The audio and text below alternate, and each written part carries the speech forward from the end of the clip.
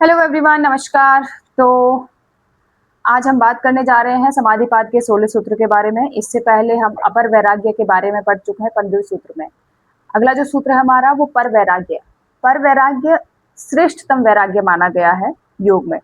जो अपर वैराग्य से भी एक और आगे का कदम है उसको हम पर वैराग्य कहते हैं। इस सूत्र के लक्षण इसमें लक्षण क्या है पर वैराग्य के 16 सूत्र में बताए गए हैं। सूत्र कुछ इस प्रकार से है। तत्परम पुरुष ख्यातेर गुण वैतृष्ण्यम। तत्परम पुरुष ख्यातेर गुण वैतृष्ण्यम, ये है 16वां सूत्र। इसके एक एक शब्द को समझते हैं। पुरुष ख्याते मीन्स पुरुष के ज्ञान से, गुण वैतृष्ण्यम मीन्स जो प्रकृति के गुणों में तृष्णा का सर्वथा अभाव हो जाना है। प्रकृति के गुणों में कौन कौन से गुण हैं? सत्व, रज और तम। ठीक है, इन तीनों ही गुणों का जब अभाव हो जाता है, यानी कि जब आपको इसका कोई वो पता नहीं चलता है, इसकी आपको अभाव महसूस होता है, तत् वह परम पर वैराग्य है। वो स्थिति पर वैराग्य की है। व्याख्या, इसको थोड़ा सा अच्छे से समझते हैं। हालांकि ये जो मैं आपको अभी पढ़ाने जो हम समझने जा रहे हैं, ये योग दर्शन की भाषा है जो कि थोड़ी सी आपको टफ लगेगी। हम इसको सरल भाषा में भी समझेंगे।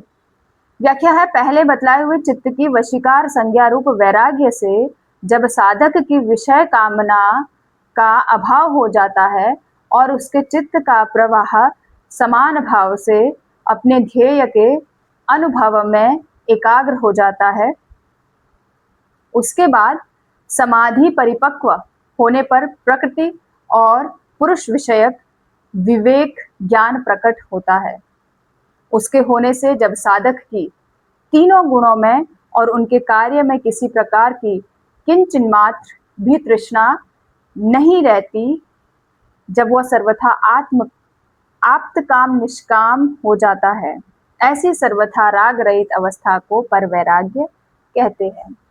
टफ है। पर वैराग्य एग्जाम्पल के लिए, पर वैराग्य को आप ऐसे समझिए। एग्जाम्पल के लिए, आप अचानक यह एहसास कर लेते हैं कि मैं पर्दे का कोई किरदार नहीं हूँ। माना आप पिक्चर देख रहे हो, ठीक है, और पिक्चर देखते देखते आपको ये फील हुआ। कई बार लोग क्या होते हैं, बहुत ज्यादा इन्वॉल्व हो जाते हैं, उनको ऐसे लगता है कि ये मेरे साथ ही हो रहा है। आपने देखा होगा बहुत बार लोग सिनेमा हॉल से बाहर आते हुए रो रहे हैं, आंसू, बिल्कुल रुमाल चाहिए उनको, है ना। वो क्यों? क्योंकि वो खुद को, उनको लगता है कि ये सारी चीजें मेरे साथ ही हुई है या मेरे साथ घटी है।